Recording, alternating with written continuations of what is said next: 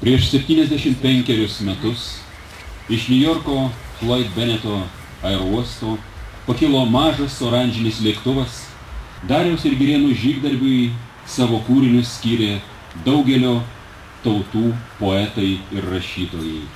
Ir dabar noriu pakviesti jaunosios kartos atstovę, moksleivę iš Vytauto Didžiojo universiteto Rasos gimnazijos, Laurą Binevičiūtę, perskaityti Konstantino Balmonto eilėraštį skirtą Dariui ir Girėnui.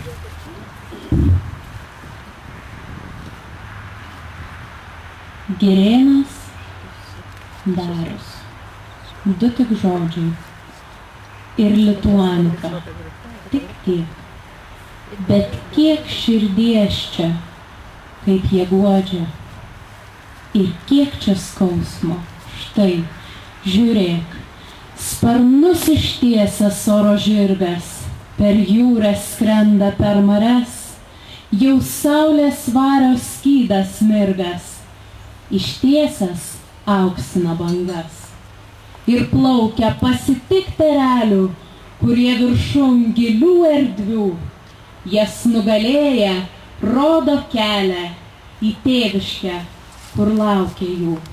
Drąsus, bet tikras jų skrydis, triumfant kyla jų galva.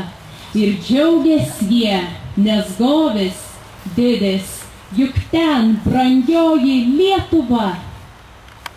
Bet štai Giria kaip myslė tyko. Pagavo žemėn meta juos, tik mirksnis trenksmas, kas sukliko. Mirties paskendo sukuriuos. Koks žvilgsnis jų išvydus mirti, likimo vingį nesusek. Prieš bučinį ūmai numirti ir prieš triumfą baigt sudegt.